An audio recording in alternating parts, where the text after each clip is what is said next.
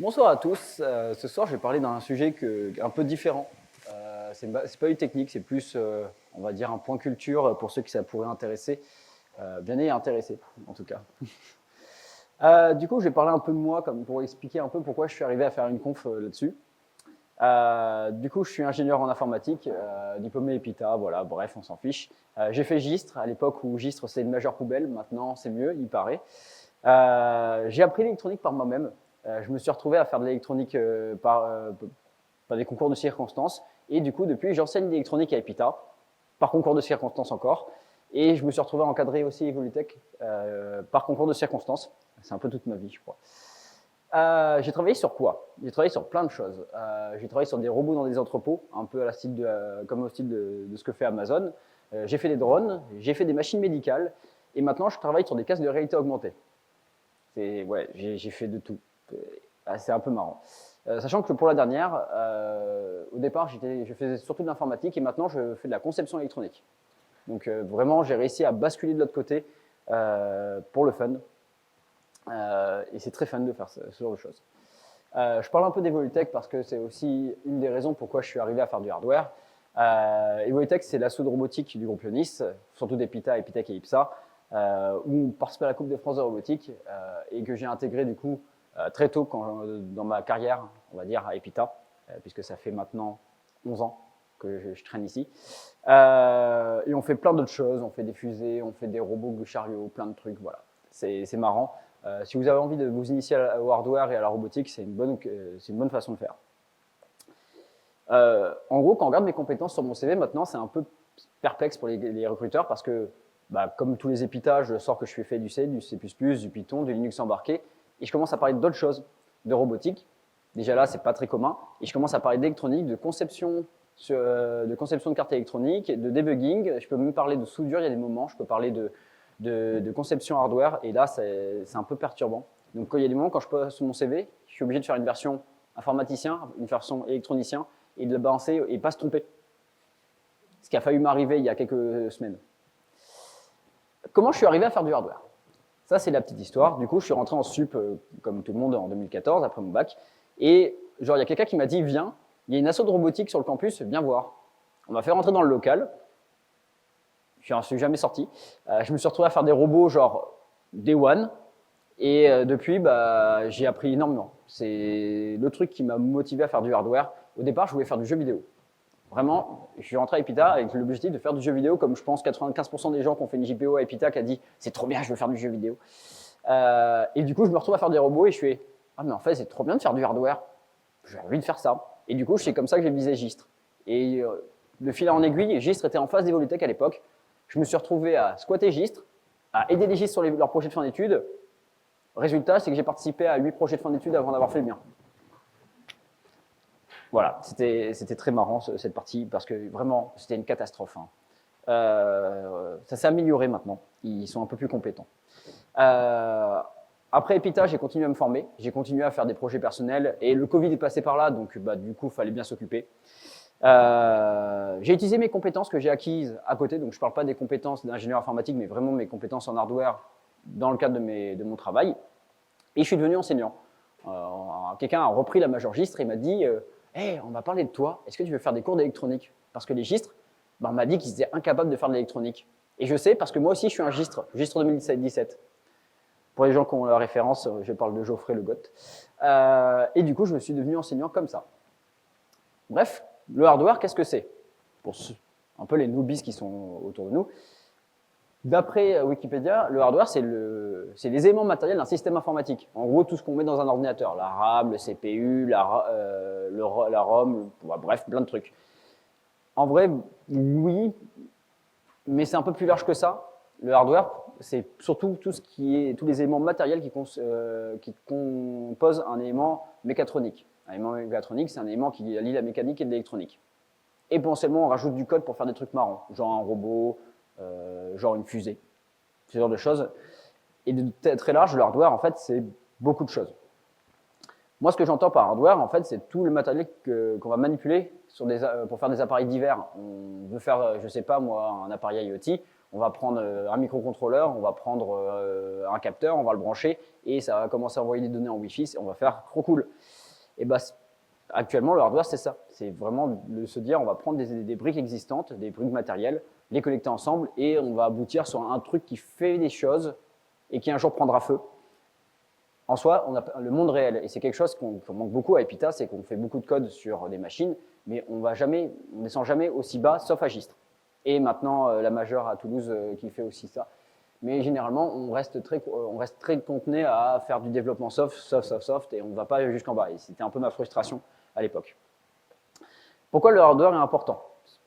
Effectivement, il faut se poser la question. On parle beaucoup de code en ce moment, on parle d'IA, on parle de machine learning, on parle de Quantum, mais en fait, bah, c'est bête, mais pour faire tourner tout ça, il nous faut du hardware.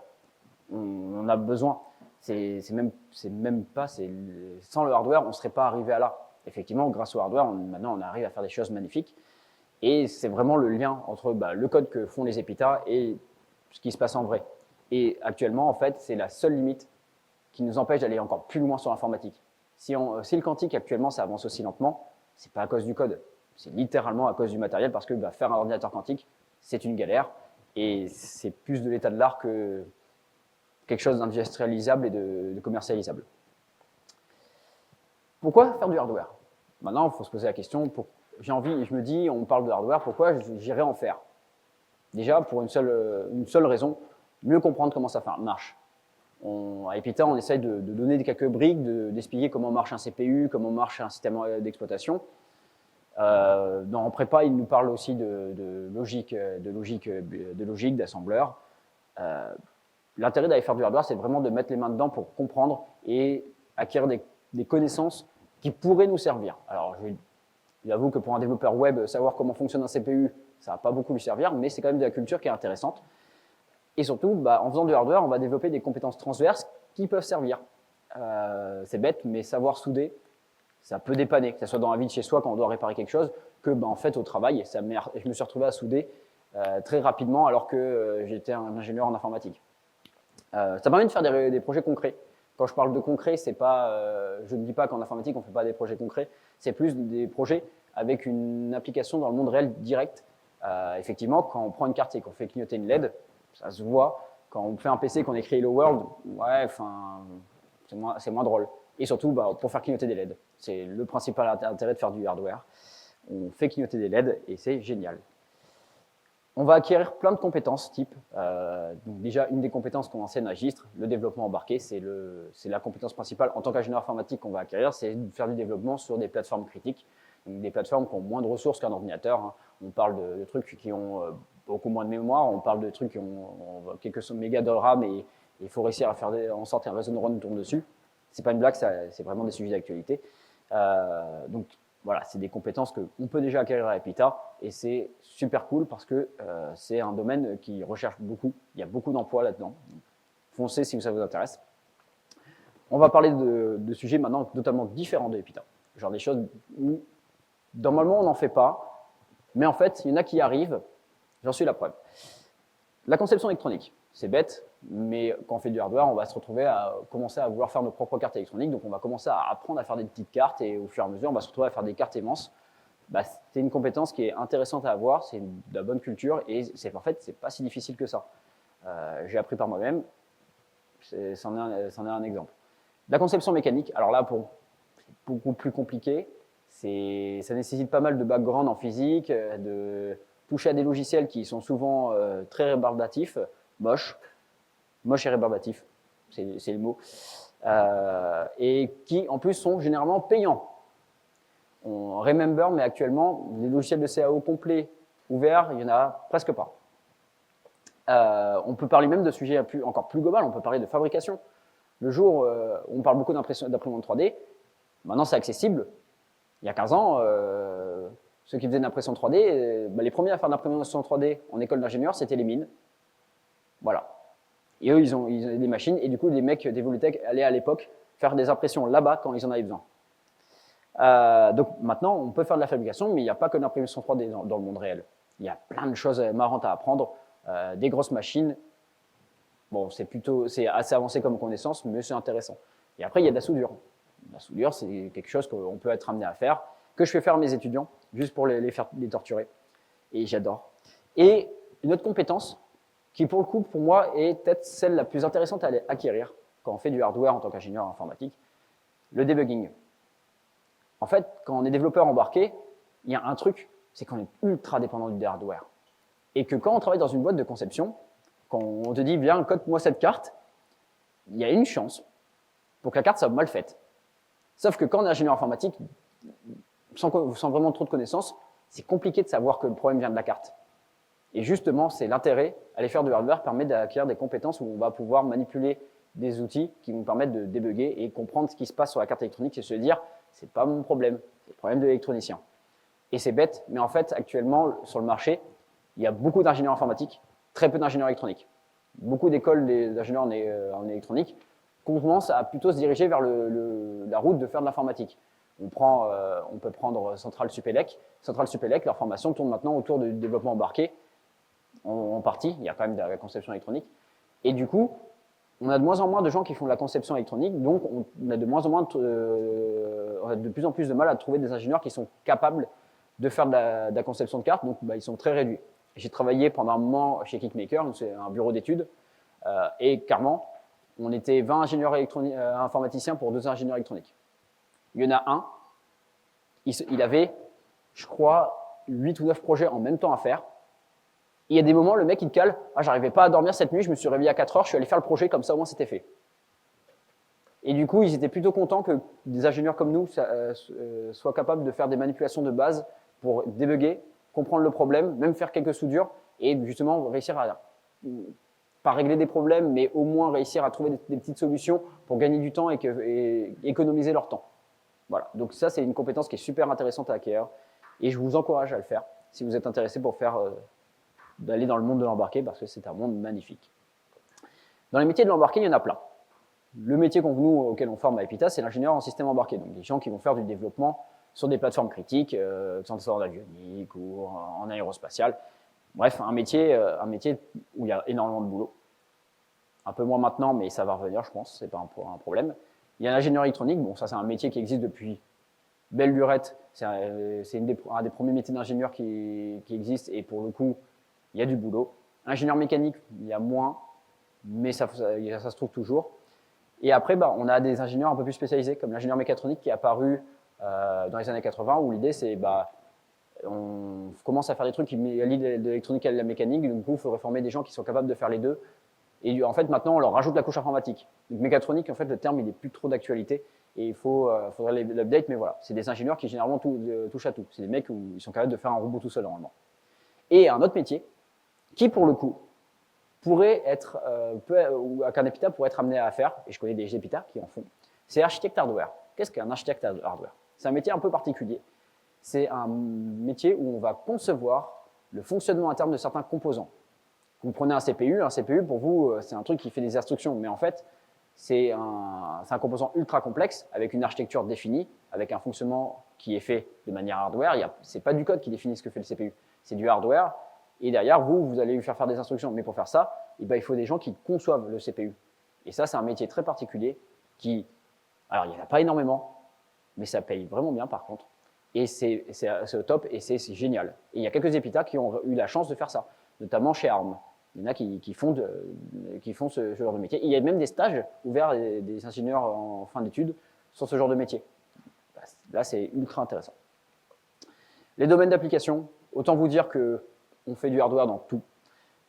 Pour citer les principaux où les registres vont, l'IoT, effectivement, c'est un domaine en explosion, hein, que ce soit tous les appareils montres connectées, balance connectée, grille-pain connecté, machine à laver connectée. Je fais des blagues, mais ça existe vraiment. L'industrie lourde, c'est bête, mais en plus, maintenant qu'on s'est décidé à revenir sur ce pan de refaire l'industrie lourde et d'arrêter d'outsourcer notre industrie dans des pays où ça coûte moins cher, ça revient fort et du coup, on en a besoin. Typiquement, Airbus, c'est un des plus gros industriels lourds du monde et ils en font beaucoup en France. Et on a besoin d'ingénieurs dans cette branche. Le médical, la France a une forte présence dans le monde médical. J'ai travaillé pour plusieurs clients d'ailleurs pour le médical et c'est assez cool. On a tous les consommateurs, hein. Alors là, c'est tous les appareils, ça soit téléphone, casque de réalité augmentée, par exemple. Enfin bref, là, il y a plein de trucs. Automobile, hein. Je ne vous cache pas, hein, Stellantis reste quand même un des leaders sur le marché dans l'automobile. Donc, spoiler, on a beaucoup d'ingénieurs qui travaillent dessus. L'aéronautique, bon, Airbus, et je pourrais continuer aérospatial avec Arianespace. Allez, on va pas aller trop longtemps. Si on prend des grands noms de gens qui font du hardware, mais vraiment hardware pur, des boîtes où genre leur but c'est de sortir des composants hardware de malade, 3 noms. Intel, bon, je pense que tout le monde ça leur parle. Nvidia, ça parle aussi. ARM, un peu moins. Mais ARM, actuellement, est l'entreprise qui a la plus grosse croissance dans le milieu du hardware, pour une simple raison, Apple. Grâce à Apple, ils vivent leur meilleure vie. ARM, qu'est-ce qu'ils font? Ils ne fabriquent pas des composants, ils conçoivent des IP sur des composants qui sont après fabriqués par d'autres fabricants, comme Apple, et comme une autre boîte que j'ai présentée juste derrière, ST Microelectronics. C'est un des leaders de la fabrication de composants électroniques au monde, et c'est une boîte franco-italienne et qui est en train de fabriquer une des plus grosses usines d'Europe pas loin de Grenoble. Ils ont lâché un beau chèque de 200 millions et ils sont en train de monter une usine. Ils ont eu des grosses galères pendant le Covid parce qu'ils n'arrivaient pas à faire suivre leur chaîne de prod, mais ça revient. Et pour le coup, c'est une des boîtes où en fait, on fait du hardware en France. Et on fait du hardware en Europe. J'ai remis 2 exemples qui existent, comme Infineon et NXP. NXP est très présent dans le milieu de l'embarqué parce qu'ils font des CPU low power, assez vénères pour faire du traitement de vidéo, par exemple. Et du coup, c'est assez intéressant. Donc, oui, on fait du hardware en Europe. Il ne faut pas se dire qu'il n'y a que aux États-Unis ou en Asie. Même si on doit avouer qu'en Asie, ils sont très forts sur le marché et qu'ils montent très vite, notamment la Chine qui est capable de justement rattraper du retard très rapidement et de prendre le devant sur le marché. Mais on est capable d'aller être concurrentiel sur certains domaines, donc autant y aller jusqu'au bout. Comment s'initier au hardware? On a plein de choses pour faire du hardware. On a besoin de connaissances. C'est bête, mais il va falloir acquérir des connaissances. Du matériel. On commence à parler de hardware, donc oui, il faut des LED, il faut des trucs pour faire clignoter, c'est marrant. Des idées de projet. Généralement, il y a plein de gens qui sont incapables de se dire qu'est-ce que je fais? J'ai du matériel, mais qu'est-ce que je fais? Il y en a qui tournent en rond chez eux avec un tas de bordel et ils ne savent pas quoi faire. Et de l'envie. Là, par contre, il faut en avoir envie de le faire. C'est pas se dire je vais faire du hardware juste pour faire du hardware, il faut avoir envie. Mais une fois qu'on y est, on a toujours envie. Ou aller chercher des connaissances. Bon, déjà, on peut faire des formations. Epita en propose une. Il y a des universités qui en font. Par exemple, la Sorbonne a une très bonne formation qu'on peut faire d'ailleurs, qu'on peut suivre avec Epita en double diplôme. On peut aller consulter la littérature. Il y a énormément de littérature présente pour faire du hardware. Des forums. On est, on va dire, la génération qui a profité d'Internet et maintenant, on peut aller discuter avec des gens. Il y a des gens qui font des vidéos. Bref, vous pouvez trouver du contenu pour vous former. Il n'y a pas de souci là-dessus. C'est ouvert et c'est gratuit pour pas mal de choses. Le matériel. Ça, c'est le problème généralement le plus épineux à résoudre, mais en fait, il y a des solutions. Ça dépend de ce que vous avez envie de faire et de ce que vous avez besoin. Est-ce qu'il y a besoin d'acheter? Pas forcément. Il y a des moyens de s'initier sans aller acheter. Vous pouvez trouver déjà du matériel d'occasion. C'est bête, mais il y a des gens qui donnent du matériel. Il y a des moyens d'acheter du matériel pas très cher. Vous pouvez aller dans des lieux spécialisés. Il y a plein de lieux spécialisés pour faire ce genre de choses. Vous avez des Fab Labs, on en a plein. Notamment, un des plus grands d'Europe, il est à Nanterre. C'est l'Electrolab. D'ailleurs, c'est une photo d'Electrolab que j'ai mis, avec qui nous on travaille. Par exemple, l'Electrolab a la particularité de communiquer avec l'ISS. Ils ont une antenne sur le toit et ils communiquent avec l'ISS de manière continue. Et ils font plein de choses vraiment vénères. Il y a des mecs, genre, ils peuvent te dire « Ah, moi, j'ai développé une antenne pour l'armée de tel pays, voilà. » Ok. C'est vraiment genre, tu passes une porte et tu peux tomber sur n'importe quoi. Et niveau machine, ils sont très, très fournis. Il y a des écoles qui ont du matériel. À Epita, on a du matériel, que ce soit par les associations qui sont présentes, par le Fab Lab. Donc, oui, c'est possible. Et il y a des clubs, donc, comme j'ai dit, par exemple, Evoitech est un exemple, où on a du matériel et qu'on permet aux gens de faire des projets là-dessus. Il existe aussi des solutions un peu plus softeux, comme des simulateurs. Il y a une certaine limite au bout d'un moment, et c'est moins satisfaisant. On va être tous d'accord, je pense. Voir la LED clignoter devant soi, c'est mieux que de l'avoir sur un écran.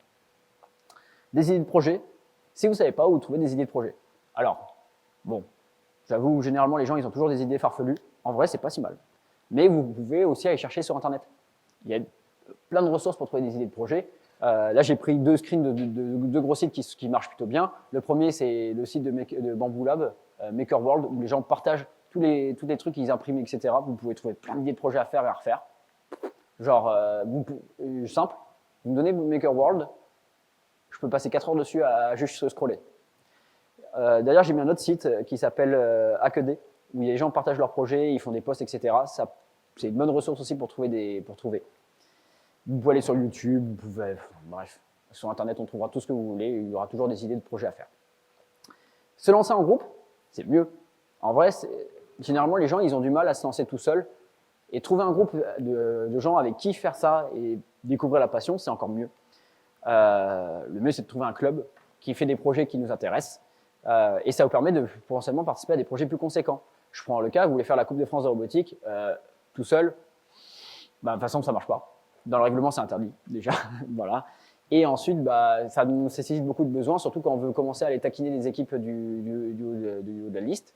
Donc, du coup, rejoindre un club qui fait la Coupe de France de robotique, cool. Vous voulez faire une fusée qui va à 1 km d'altitude, vous trouvez un club qui fait le C-Space. Actuellement, dans le groupe Ionis, on a 3 associations qui font des fusées, Evolutech, mais bon, c'est plutôt réduit, et on a 2 associations à l'IPSA, et pour le coup, ils font des vrais lancements, et des beaux lancements en plus. D'ailleurs, il y en a une de leurs assos qui est l'ISS, pour IPSA Space System. Ils sont en partenariat avec la CNES, et leur fusée, on est proche de la qualité pro. Ils font des choses, mais de malades. Quand on regarde la fusée, c'est on bave, on bave, on bave, et on bave très fort.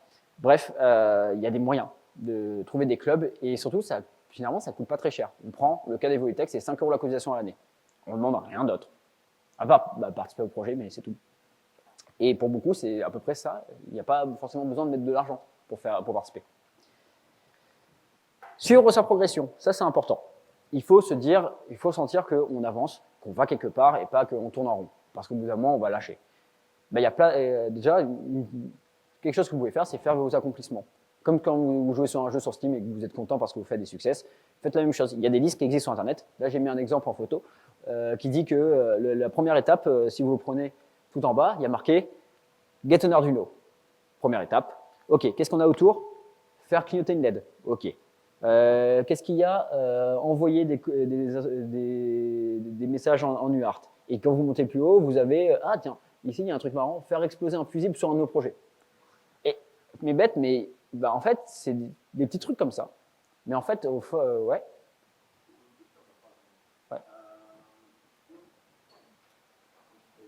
Tiens. Ah. Bon. Allumé son. Toi, d'un point de vue personnel, c'est quoi ton premier projet qui t'a marqué et c'est quoi ton projet en cours qui te hype le plus? Alors, mon premier projet, c'est faire un robot pour Evolutech. Genre, je me suis retrouvé à faire un robot pour la Coupe de France de robotique et je l'ai homologué. Le projet qui me hype le plus en ce moment, c'est un projet débile, qui est un PFE avec Gistre d'ailleurs. On a des chariots pour transporter le matériel parce qu'on se déplace. On s'est dit que si on mettait des moteurs et qu'on mettait de l'électronique suffisante, ça devenait un robot. Voilà, c'est ce qui me hype le plus. Là, on est en train de travailler sur faire un robot au chariot.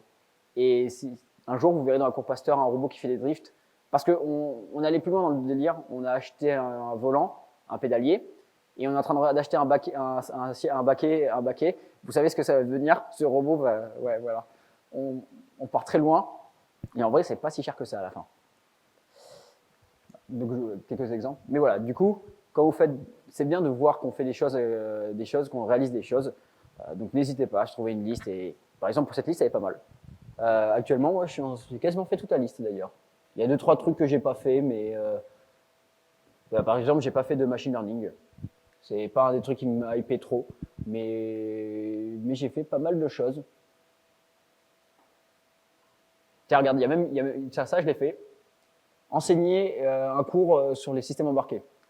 Check. Voilà. Donc, on arrive à créer une CICD, ça, j'ai pas fait. Bon, bref, on y arrive. Il faut exposer ses projets. Ne pas hésiter à les mettre en avant. Les gens, généralement, font des feedbacks et ça permet de s'améliorer. Et surtout, faire plus d'itérations sur ces projets. Ne pas s'arrêter.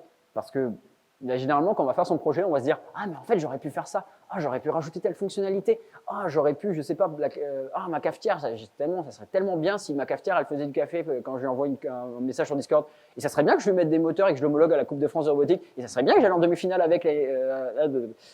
Je dis pas que c'est un délire, mais c'est arrivé. Et ça arrive toujours d'ailleurs. Voilà. Et surtout, n'hésitez pas à lister toutes les compétences que vous avez acquises et à les mettre dans votre CV.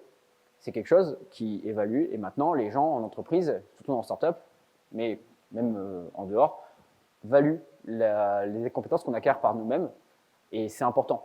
Les compétences qu'on acquiert à l'école, c'est très important, mais ce qu'on acquiert à côté, c'est encore plus. C'est ce qui permet de se démarquer et de montrer que, en fait, on a envie, qu'on est quelqu'un d'intéressé et pas juste quelqu'un qui a fait une école juste pour avoir un diplôme et avoir un boulot et voilà.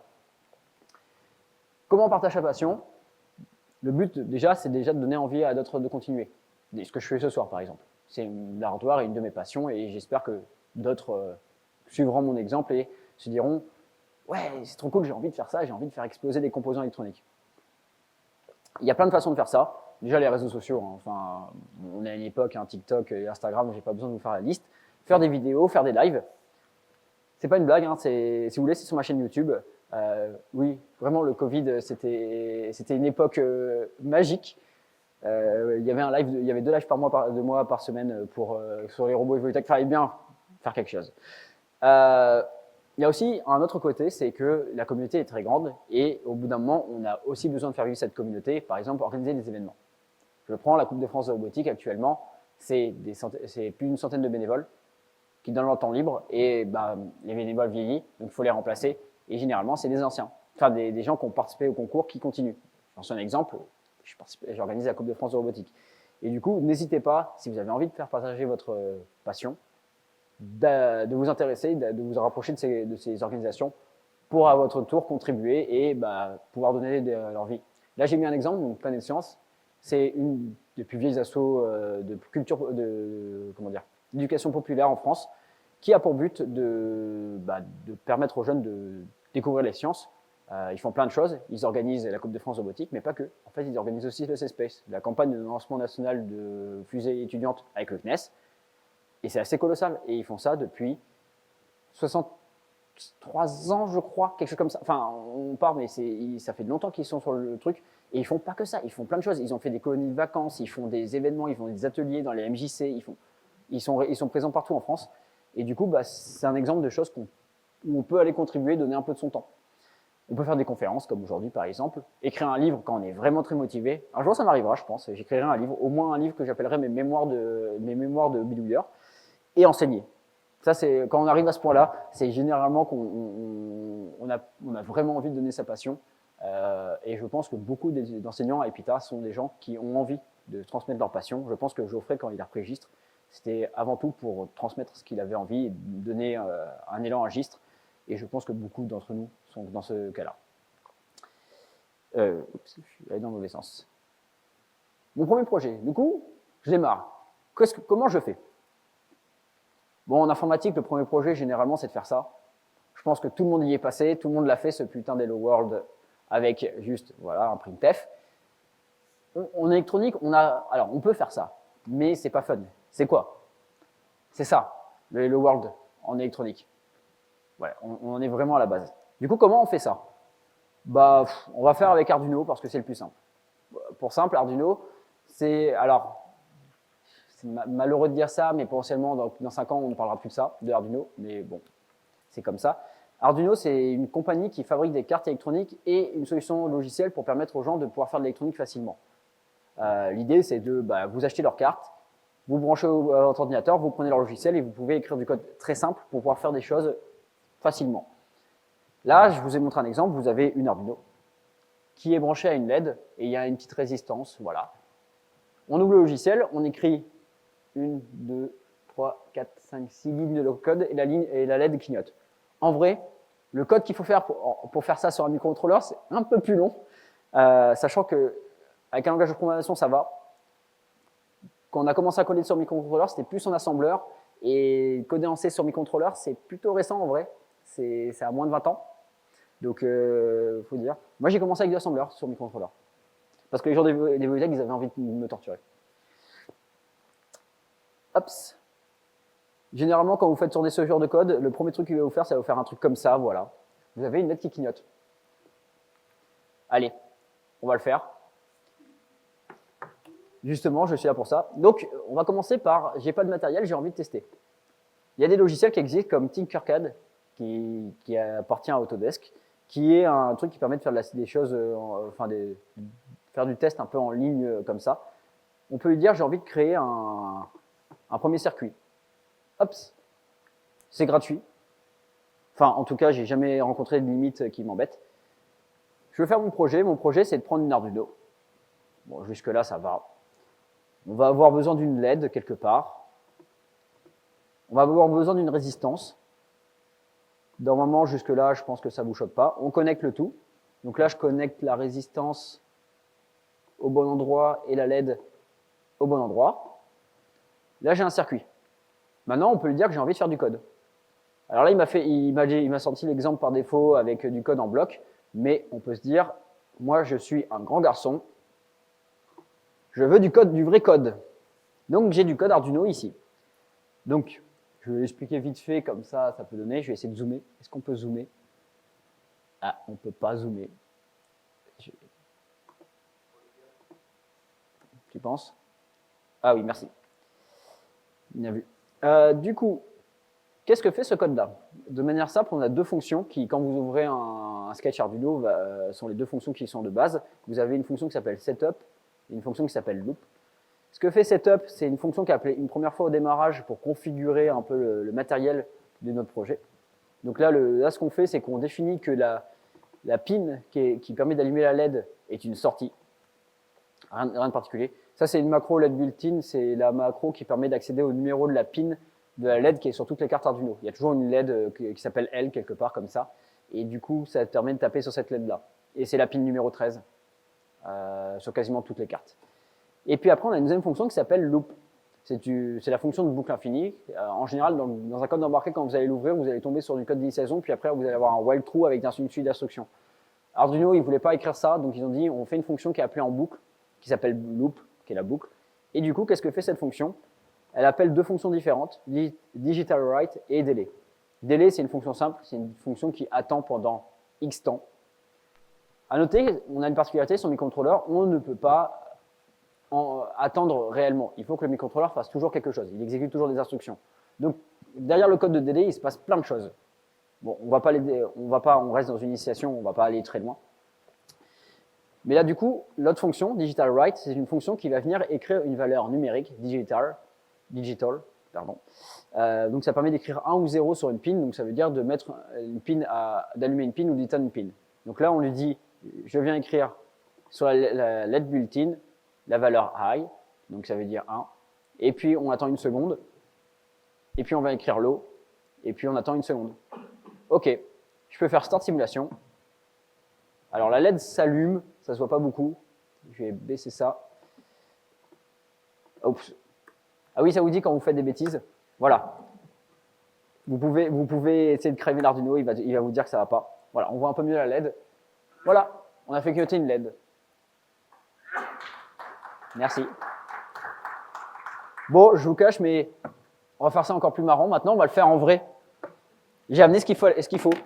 Regardez, j'ai une Arduino, j'ai une breadboard, j'ai pris ça en partant du local. Donc j'ai mon Arduino, j'ai ma breadboard, j'ai une résistance et une LED. Voilà. Bon, je vous passe la partie où on fait, à part si tu veux zoomer avec la caméra, pour montrer. Ah oui, parfait. On va faire notre petit circuit. Donc, bon, je n'explique pas trop le circuit, vous pourrez trouver des explications sur Internet. Je vais juste faire ce qu'il faut pour que la LED s'allume. J'espère que ça vous plaît. J'essaie de faire un peu interactif, on va dire.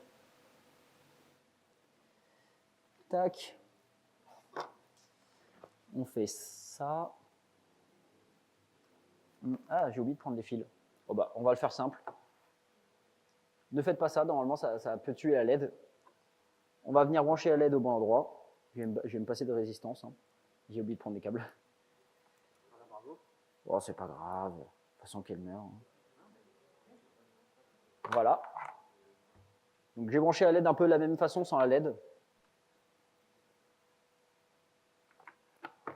Voilà.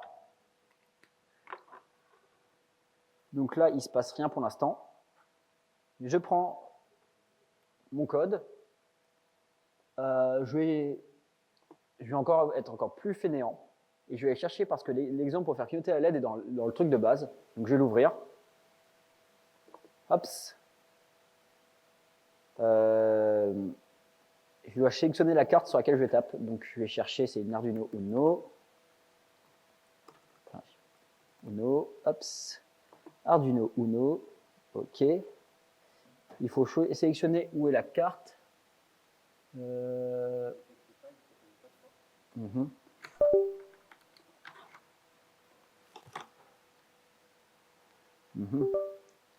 il la voit. Je crois que c'est la LED qui...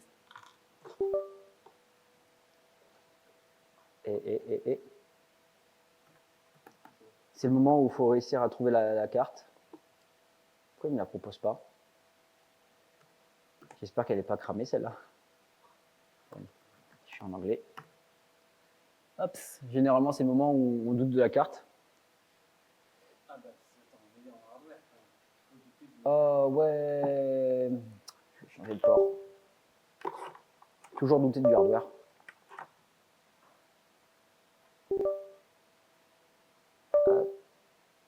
Je crois qu'il n'arrive pas à l'identifier. Ah si, je crois que je l'ai. Non. J'en ai une autre locale. Donc je vais... Potentiellement, c'est juste, tu sais, il n'a pas le driver.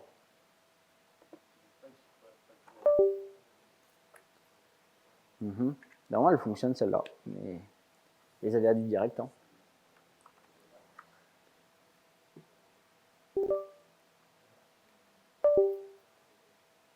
C'est bizarre ce qu'elle fait. J'ai l'impression que c'est un problème sur... Attends. Par contre, j'ai pris 2 câbles USB. On va essayer avec un autre câble USB. Je teste avec un autre câble USB. Sinon, je vais abandonner la démo. On va pas passer 4 ans non plus.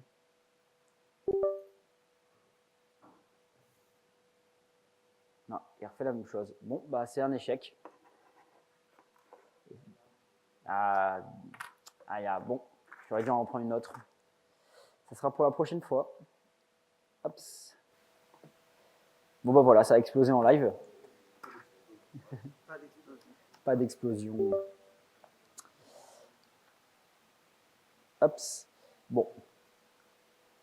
Hop. Bon, on a raté notre premier projet, c'est pas grave. On apprend, ça veut dire qu'il faut acheter plus d'Arduino et plus de matériel. Généralement, le hardware, c'est un peu capricieux, il y a des moments, et j'ai pris une Arduino au hasard en me disant ça passerait. Bon, j'aurais dû en prendre une autre. On va essayer d'aller plus loin. Après une réussite, qu'est-ce qu'on fait? Ou un échec. Du coup, j'aurais dû marquer ou un échec. Déjà, il faut essayer de documenter un peu ce qu'on a fait, de se dire bah, j'ai réussi grâce à ça ou j'ai raté à cause de ça, et partager ce qu'on a fait. Aller plus loin, toujours plus loin, et ne pas s'arrêter. C'est important. Si on s'arrête à là où on est, on risque d'être. De toute façon, on aura le sentiment d'être frustré. Généralement, quand on commence à faire un projet, ça nous donne envie de faire 10 000 projets de plus. Généralement, on va arriver à un truc qui s'appelle la pile de la honte. C'est le concept, c'est les projets, ils s'accumulent, et on a une pile généralement quelque part dans sa chambre ou dans son salon avec un tas de matériel. Cette pile, je l'ai donnée à Evolutech actuellement pour libérer mon salon, mais vous y arrivez assez tôt. En général, genre vous avez un carton avec une imprimante 3D que vous n'avez jamais monté, acheté pendant le Covid. Vous avez de l'équipement pour souder, mais en fait, bah, comme je suis tout le temps à l'école, je soude avec le matériel d'Evolutech, donc je n'ai pas besoin, donc je l'ai déposé ici. Bref, où généralement on commence à se dire faut réfléchir un petit peu et pas non plus tout acheter qu'on a sous la main parce qu'après on accumule un peu. Il y a plein de sujets intéressants sur le hardware à quel âge. J'ai mis une liste, ce qui me passait par la tête. Vous avez déjà le développement sur microcontrôleurs, donc par exemple Arduino, mais il y en a d'autres. Dans les plus en vogue, il y a STM32 qu'on enseigne à Epita ou SP32 aussi, qui sont des microcontrôleurs qui sont plutôt accessibles maintenant. On peut aller faire du développement sur Linux embarqué. Vous faites du Linux, et bien maintenant, on vous met une contrainte. Vous avez un PC qui a beaucoup moins de ressources et vous vous démerdez pour compiler votre Linux et le faire fonctionner. Spoiler, vous pouvez utiliser Yocto. Yocto. C'est un magnifique générateur de distribution Linux custom, assez magique. Vianney pourra en parler si vous voulez, il adore ça, je crois. Vous pouvez commencer à faire bouger des trucs. On a fait une LED, mais On peut faire bouger des moteurs. Bah, oui, on commence à faire du matériel. Donc, vous pouvez prendre des moteurs dans une boîte. Généralement, vous avez des kits Arduino avec plein de trucs. Bah, vous pouvez commencer par ça, si vous voulez. Et essayer de faire fonctionner tous les modules. Il y a des modules avec des capteurs aussi. On peut tester des capteurs, genre des capteurs de distance, des capteurs d'inclinaison. Voilà, plein de choses. On peut faire du hardware pur, comme faire des premières cartes électroniques. Maintenant, faire des cartes électroniques, ça coûte que dalle. C'est simple. Un jour, il y a des gens qui se sont dit on va baisser les prix pour pouvoir reprendre le marché. Ce pays s'appelle la Chine. Bah, maintenant, on peut faire des PCB pour 5 $, vous faites 5 PCB. Voilà. Vous avez par exemple une boîte qui s'appelle JLC PCB, qui eux, ils sont allés dans le délire encore plus loin. Maintenant, ils ont un logiciel, vous faites le PCB en ligne chez eux, vous prenez des composants qu'ils ont en stock, vous envoyez, ils vous soudent les composants sur le PCB, ils vous envoient le PCB. Genre, vraiment, vous pouvez arriver à l'étape où, en fait, vous pouvez faire votre PCB, le recevoir et le tester. Bon, attention, le logiciel n'est pas très complet, donc faire des erreurs et des trucs qui risquent de cramer, ça marche, ça va très vite. Et voilà, faire un PCB maintenant, c'est accessible. On va être honnête. Il y a 10 ans, c'était un peu plus compliqué, c'était cher. Maintenant, c'est facile d'accès. Et il y a même des boîtes en Europe qui essaient de faire du bruit pas cher. Typiquement, un de nos partenaires, Esler en Allemagne, propose des PCB. Alors, c'est plus cher que la Chine en général, mais ça peut être accessible pour faire des PCB si on veut commander en Europe, par exemple. On peut aller encore plus loin. On peut aller faire du FPGA. Là, je parle d'un truc particulier. On a parlé de microcontrôleurs, on a parlé d'ordinateurs, comme avec des processeurs classiques. Il y a des gens qui se sont dit, on n'a vraiment pas envie de faire tourner du code. Du coup, on va faire un truc, du hardware configurable. Qu'est-ce que c'est un FPGA? Un FPGA, c'est un magnifique composant qui a des milliers de portes logiques. Et en gros, vous allez charger pas du code, mais un design hardware. Et ça va reconfigurer l'intérieur du FPGA, l'organisation des portes logiques, pour faire du traitement logique dans le composant. C'est ultra puissant, c'est ultra vénère, c'est ultra compliqué à prendre en main. Et c'est ultra cher. Mais on en fait beaucoup, notamment pour traiter du signal. Genre dans un Rafale, il y a plusieurs FPGA. Donc du coup, si ça vous intéresse, c'est un sujet super passionnant.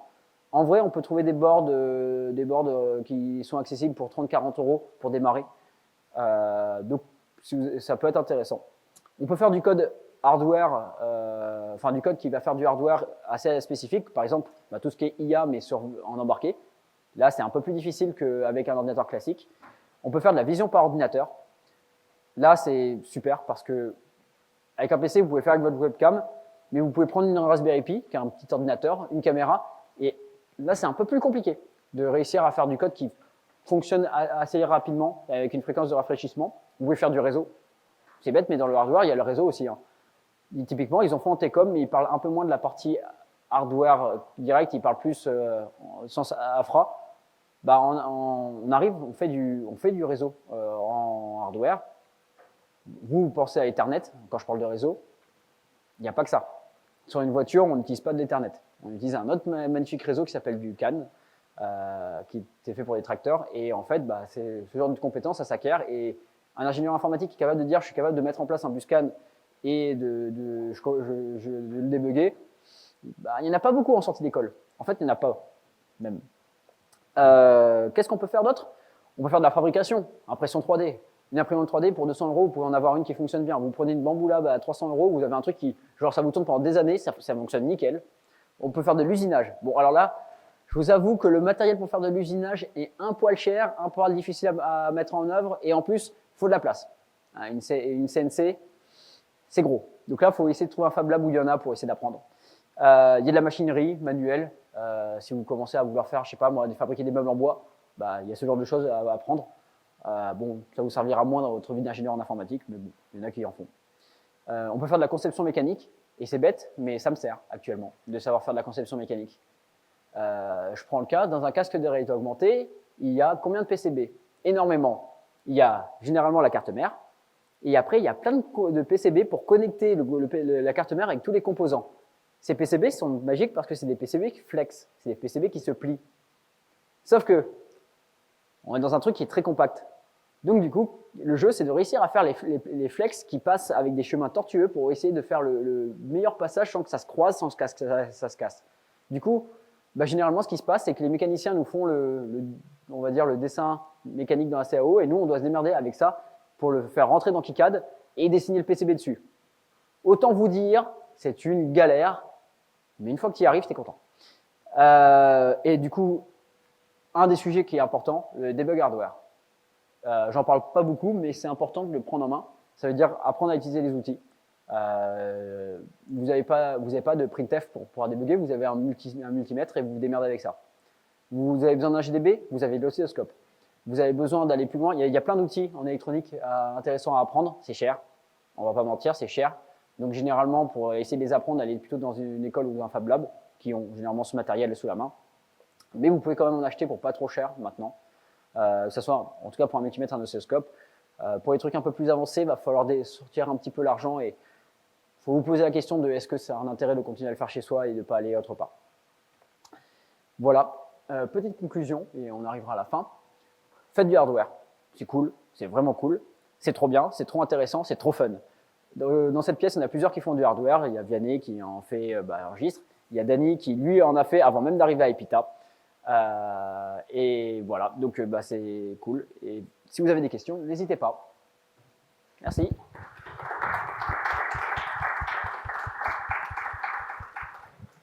J'ai fait combien de temps?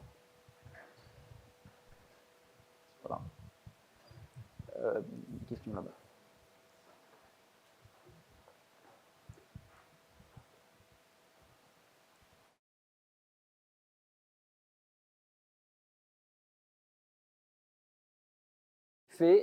C'est intéressant, typiquement quand tu achètes des cartes un peu douteuses sur AliExpress et que tu essaies de comprendre comment ça fonctionne. Comment ça se passe? Généralement, on va instrumenter le truc en branchant des outils de mesure.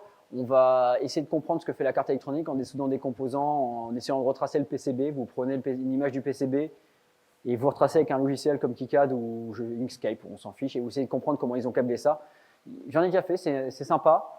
Après, c'est très vite chronophage et ça peut être de plus ou moins difficile. On peut arriver sur des trucs très simples avec des circuits très petits à des trucs très gros et là, ça nécessite beaucoup de compétences. Moi, je suis très électronique numérique, donc c'est de l'électronique plutôt accessible. Dès qu'on va commencer à taper sur l'électronique analogique, donc là, c'est vraiment un domaine d'expertise je suis plutôt, on va dire, novice dans ce domaine par rapport à d'autres qui ont fait des études. Et là, ça peut être très difficile. Et en gros, pour faire ça, c'est un petit peu... c'est comme tu mets des entrées en fait à l'intérieur et tu regardes ce que ça donne en sortie un petit peu, c'est ça? Il y a plusieurs façons de faire ça. La première façon, c'est du coup la façon naïve, c'est on branche de quoi observer, on stimule les entrées et on regarde ce qui se passe. Okay. Il y a des manières un peu plus violentes. Par exemple, tu peux, si tu arrives à trouver une interface de debug, tu peux réussir à peut-être sniffer le binaire quand tu as un microcontrôleur pour voir ce que fait le binaire. C'est pas forcément tout le temps le cas, mais il y a des moments. Alors, quand tu achètes une carte douteuse sur AliExpress, généralement, disons qu'ils n'ont pas pris le temps de protéger leur binaire, donc tu peux le récupérer. Et après, tu peux, en désassemblant un peu le truc, tu peux réussir à déterminer ce que fait le code. Il y a des moments. Le plus gros problème, en fait, généralement, c'est de réussir, sur du hardware, c'est de réussir à identifier ce que c'est le composant. Il faut réussir à trouver le marquage. Là, par contre, généralement, ils cachent le marquage. Donc, ça soit avec une graveuse laser, ils grattent pour enlever le marquage, soit ils mettent un espèce de vernis que tu peux gratter. Mais voilà, c'est un peu difficile de réussir à identifier. Et même quand tu réussis à avoir une référence, il faut réussir à trouver la documentation. Tu as 3 politiques.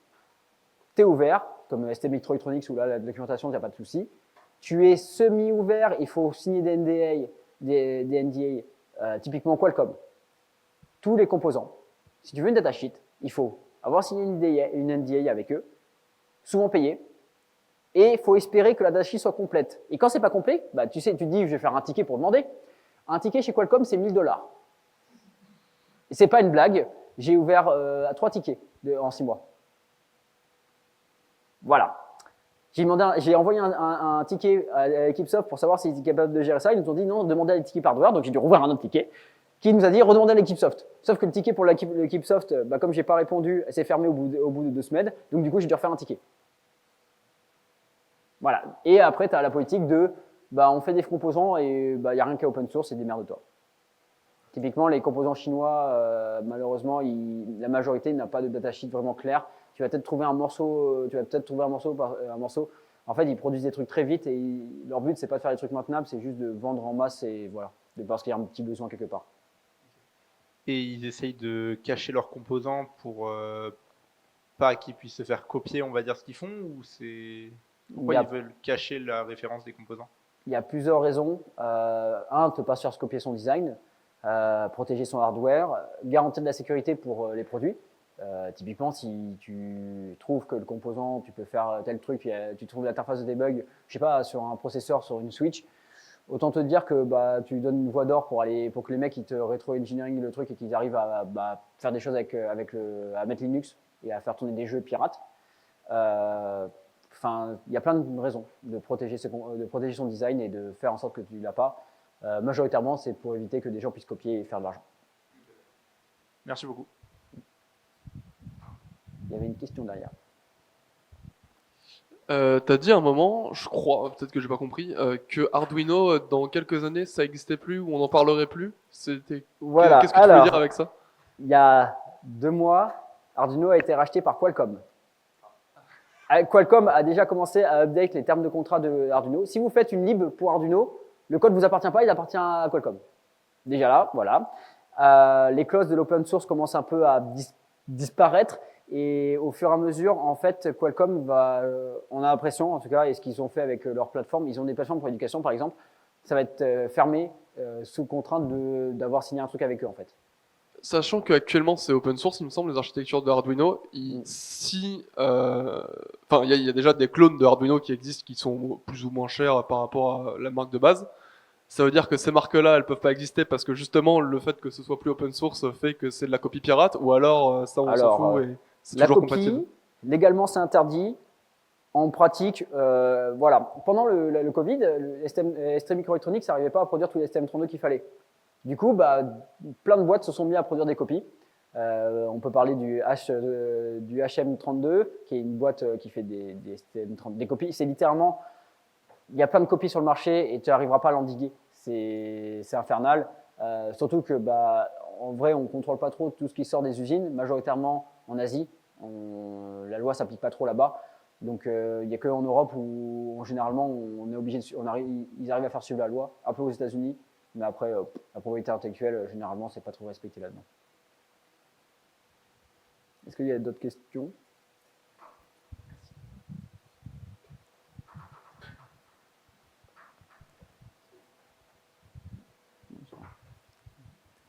Du coup, pour revenir sur le sujet d'Arduino, est-ce que tu penses qu'il va y avoir un concurrent sérieux qui va débarquer un jour parce que effectivement, moi je partage ta vision de Arduino va pas bien finir et globalement pour le moment le seul truc que je vois pour les makers qui veulent se lancer dans l'embarqué c'est une Raspberry Pi, mais sauf que c'est pas, bah, c'est un Linux quoi. Et alors qu'un Arduino Uno il n'y a pas d'OS, ils n'ont pas la ref. Et donc en fait, bah, mine de rien, pour avoir déjà fait du STM32, c'est effectivement une grosse marche entre faire du Linux et faire du STM32. Et effectivement, l'Arduino est peut-être pas le truc le mieux pour faire de l'embarqué, mais par contre pour débuter, ça rend bien. Est-ce que tu penses qu'il y a d'autres trucs qui vont débarquer? En fait, il y en a déjà. Il y en a déjà qui existent. Il y a plein de plateformes qui existent déjà dans le monde du maker où on peut prendre. Il y a ESP32 qui est présent. Alors, majoritairement, on code en Arduino. Donc, ça veut dire qu'il y a des gens qui vont soit continuer à faire vivre Arduino sur ESP32, soit ils vont faire leur truc. Mais ça, c'est tout à fait possible. Il y a des makers, et c'est des malades mentaux. Un jour, il se dit, j'ai envie de faire ça. 3 jours plus tard, ils reviennent, ils le postent sur GitHub en mode, j'ai fait ça. Donc, bah, ça arrivera sûrement. Il y a d'autres plateformes qui existent comme Microbit, qui est une petite plateforme. Je crois que chez Prologin, ils sont plutôt familiers avec ça, puisqu'ils l'utilisent pour les initiations pour les collégiens. C'est pas un problème. Il y aura quelqu'un pour prendre la place de Arduino s'il le faut. Après, on n'est pas à l'abri d'une mauvaise surprise où Qualcomm se rend compte de ce qu'ils font et vont peut-être laisser Arduino dans l'état où c'est. Mais en tout cas, ce qu'il faut dire, c'est que ceux qui faisaient des produits avec du Arduino et qui le commercialisaient, c'est mort, c'est fini. Potentiellement, peut-être que ça restera assez ouvert pour qu'on puisse continuer dans le monde du maker.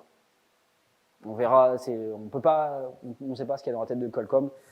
C'est un groupe, genre la politique chez Qualcomm, c'est un enfer. Je sais de quoi je parle, puisque je vois un peu ce qui se passe en interne pour la réalité augmentée. Spoiler, vous voulez faire un casque de réalité augmentée. Actuellement, il n'y a qu'un seul fabricant, enfin il y a 2 fabricants de chips, Apple, Qualcomm. Autant vous dire, Apple, bah, vous l'aurez jamais. Donc, bah, vous prenez le seul truc qui existe. Voilà. Donc, et vous entendez me dire, vous payez cher. Et c'est à peu près la même chose. Mon la téléphonie, c'est la même chose. Qualcomm s'est assuré pendant longtemps l'hégémonie sur le marché. Si vous voulez faire un téléphone, les plus, bah, la majorité, elle vient de chez Qualcomm. Hein, c'est des Snapdragon, c'est genre de Dragon. Mais Apple a décidé de taper un peu dans le milieu, puisqu'ils ont leur propre chip maintenant, pour remplacer. D'ailleurs, c'est le premier iPhone qui sort sans un Linux qui tourne dedans. Il faut le noter. Mais pour le moment, il n'y a pas personne qui se met vraiment sur le marché et on ne sait pas trop si un jour Qualcomm tombera ou s'ils vont pouvoir continuer impunément à racketter les gens qui veulent faire du hardware. Voilà, je suis un peu méchant avec Qualcomm. Ils font quand même des très bons produits, hein, on ne va pas mentir, ils sont bons dans ce qu'ils font. C'est juste, bah, ils ont la main sur le marché, donc ils font un peu ce qu'ils veulent. Est-ce qu'il y a d'autres questions ?